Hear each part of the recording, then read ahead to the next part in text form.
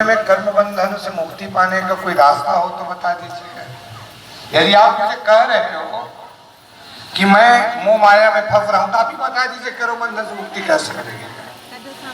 भगवान ने कहा सबसे पहले तत्व को जानकर निस्वार्थ भाव से सेवा करो। तो तत्व को जान की मतलब,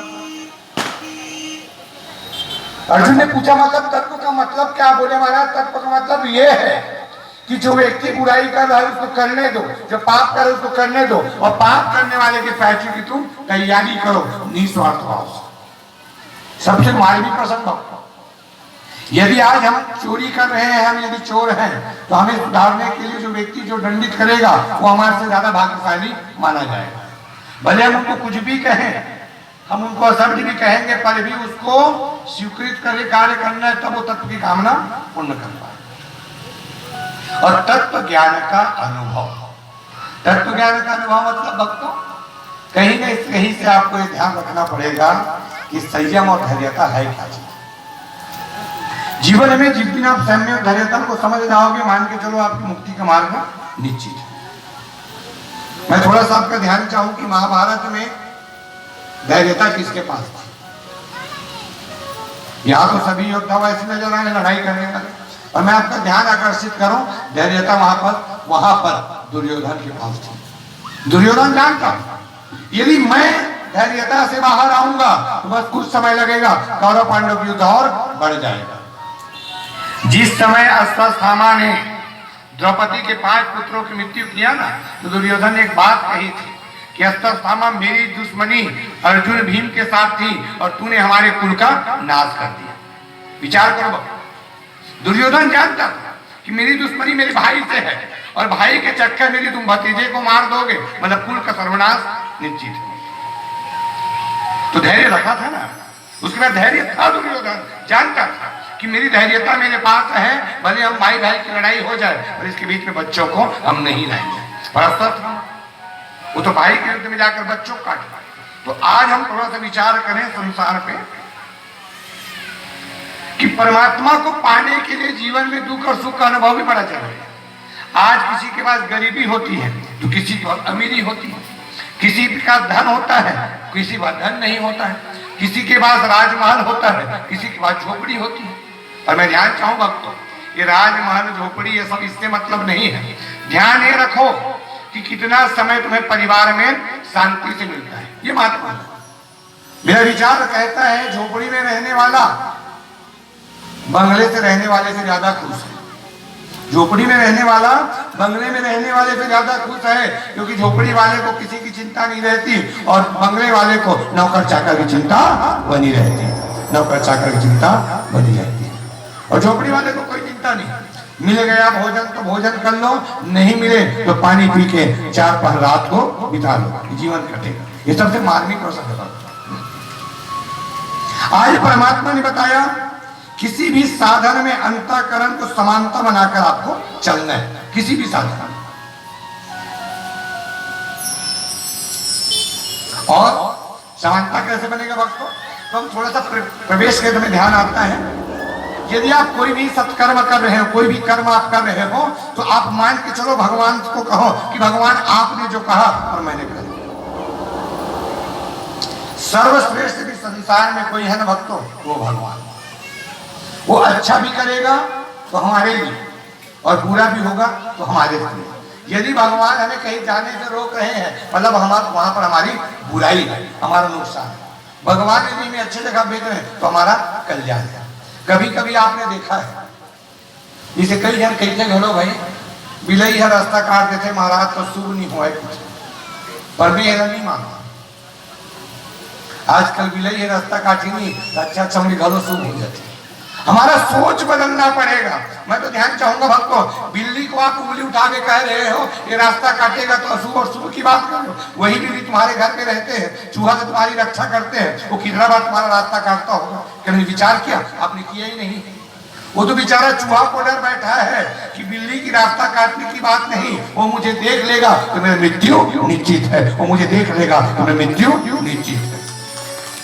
मैं कहता हूँ सोच बदलो, अपना सोच बदलो। बिल्ली आपके लिए गलत है ये मैं नहीं मानता, आप उसको अशुभ मानते हुए बात गलत है, क्योंकि जीवन में हर चीज शुभ होता है, अशुभ नाम का कोई चीज है ही नहीं, वो तो हम पैदा कर देते हैं। ये अशुभ है, ये शुभ है। आपका हफ्ते में 7 दिन आपके लिए शुभ है। बस ध्यान में रखना, प्रातः काल कामना में जब आप उठते हो तो भगवान को इतना बना देना कि भगवान मैं आपकी कृपा से आज जग गया हूँ और ऐसा कर्म करूंगा कि जब रात घर वापस आऊं तो 6 घंटे नींद शांति से मेरा पूर्ण हो जाए, 6 घंटे का नींद शांति के साथ मेरा पूर्ण हो जाए। जिसे आदेश कालीज के बाद अब आज सुबह कारी प्रभात फेरी, प्रभात फेरी में हमारी बहनी माने दाई माने दे रहे और कई जगह देखे तो सही बात है, सुबह सुबह टाइम है। एक जन बहनी कहते थे ना 5 बजे चल दे महाराज, लेट जाते तो हम मन जाते हैं। अब के बजे जाए तो 8 बजे नहीं जाते हैं, तो मोर मुँह निकल गए तो मॉर्निंग वॉक के बजे होते की तो 4:30 बजे की मॉर्निंग वॉक करे बर मोर बहनी हाँ रोज यहाँ वहाँ टेमरी जावा रहेगा वो कर रही है मैं हड़बड़ा के लेकिन इसने वो सुबह 6 बजे ट्रेन भी और यूं ढाका ला 5 बजे घर में वो लेके और मैं जात रहा हूँ कार इसे चला देखिए ये कोनेगा क्या ये जानस महाराज दीदी था उधर वाली की थी और 5 बजे गए तो ढाका लकड़ वो चला आवाज कहा कि महाराज 8 बजे नहीं जाते मॉर्निंग वॉक की थी और 5 बजे के जाता थे।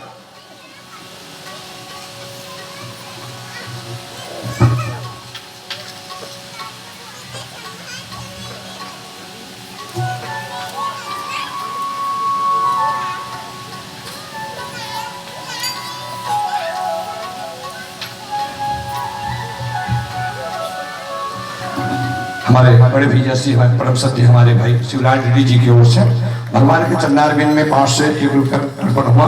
भाई शिवराज रेड्डी जी के पूरे जीवन में उनके व्यापार पे भगवान जी का आशीर्वाद मिलते रहे, बाबा जी की पावन कामना के साथ उनकी जीवन की हर मनोकामना पूर्ण होते रहे। तो आज जीवन में आपसे एक निवेदन चाहता हूँ और देखो भाई मैं कल भी निवेदन किया था, आज भी निवेदन। हमारे यहाँ अभी क्या चल रहा है आपके यहाँ प्रभात फेरी। मैं चाहूंगा कि रोज कम से कम, अभी तो समय सीमा चेंज होगी, कल से 5:30 बजे निकलना है, तो परिवार का कम से कम एक व्यक्ति ना प्रभात फेरी जाया करो। बच्चा जाए, जवान जाए, बूढ़ा, उससे मतलब नहीं, एक व्यक्ति प्रभात फेरी में आप सम्मिलित हुआ करो। एक सबसे बड़े फायदा का है जानता हमारे मान के पहले टाइमिंग सेट होगी, सुबह उठे की जल्दी उठबो, फ्रेश होके फिर मॉर्निंग वॉक में जाबो। मॉर्निंग वॉक माने प्रभात फेरी, और प्रभात फेरी में जब चलबो तो प्रभात फेरी की प्रकाशता पर जब प्रवेश करेंगे तो प्रभात फेरी की कामना ही आपको मुक्ति तक पहुंचाएगी। और यही प्रभात फेरी आपके जीवन का जब नाम ही प्रभात है तो विचार करो, प्रभात शब्द से आपकी मुक्ति कामना प्रारंभ होगी। और इसका मैं निवेदन चाहूंगा आप सभी से कि आप कल से निवेदित करें कम से कम परिवार के एक आदमी प्रभात फेरी में हमारा जाना है। अब एक से फायदा का है, नुकसान तो और कुछ नजर नहीं आते, फायदा भारी का नहीं। टाइम हमारा चेंज हो जाए, समय पहले उठबो और हो सकते हैं तो 6:30 तक प्रभात फेरी हो गए तो 7 बजे दूसरा काम में निकल जाए। तो ध्यान चाहूं कि परमात्मा को जिस प्रकार भगवान ने बताया कर्म की प्रधानता में भगवान ने कहा चिंतन करना है आपको, चिंता हटा है। संसार में हर समझौता के साथ जीवन चलेगा और परम तत्व योग की कामना के साथ आपको कहीं न कहीं से वो आपको बंधन मुक्त करना है। मोह, जिस दिन जीवन से मोह हटे ना भक्तों, तभी आप मोक्ष की ओर जाओगे। और मोक्ष कब हटेगा? जब आप भगवान के समकक्ष पहुंचोगे। अर्जुन को भगवान कन्हैया ने बताया, याद कर जिस समय दुर्योधन और तुम दोनों मेरे पास गए थे और जाकर दुर्योधन ने मुझे 10,000 सेना मांगा, 10,000 घुड़सवार मांगा और तूने केवल मेरा साथ मांगा। विचारने की अर्जुन जाकर भगवान के चरण के पास बैठा था, दुर्योधन जाकर भगवान के सिर के पास बैठा था। जब भगवान उठे तो भगवान ने सबसे पहले अर्जुन को देखा। दुर्योधन ने कहा महाराज मैं भी बैठा हूँ। भगवान ने कहा दुर्योधन तू मेरे सिर के पास बैठा है, अर्जुन मेरे चरण के पास बैठा है। देखते जाइए। अर्जुन ने कहा महाराज मुझे केवल आपका साथ चाहिए। दुर्योधन ने कहा मुझे महाराज 10,000 घुड़सवार साथ चाहिए। और ध्यान चाहूंगा, पैर में बैठने वाला अर्जुन डर गया और सिर में बैठने वाला दुर्योधन मर गया। सिर में बैठने वाला दुर्योधन मर गया। मतलब यदि तुम भगवान के चरण सेवा करत हो तो तरना निश्चित है, हो सकते भगवान को सिर में बैठा तो ये मरना घलो नहीं चीज कबू कबू देखता अपनी आदमी वो भगवान के ऊपर चढ़े था देखो मतलब भगवान से अपने आप कोई बड़ा बनाता है तो समझ लेना वो चढ़ने का कार्य ही कर रहा है। सुखदेव ने बताया कि राजा परीक्षित जीवन में सगुण और द्विगुण की कामना के साथ व्यक्ति भक्ति करते हैं और यही जिज्ञासा की कामना को लेकर चलते हैं। और आज मानव जीवन में सबसे महत्वपूर्ण प्रसंग यही है कि सभी ग्रंथों के सार पे गीता के ज्ञान की चर्चा है और गीता ही मोक्ष की कथा है।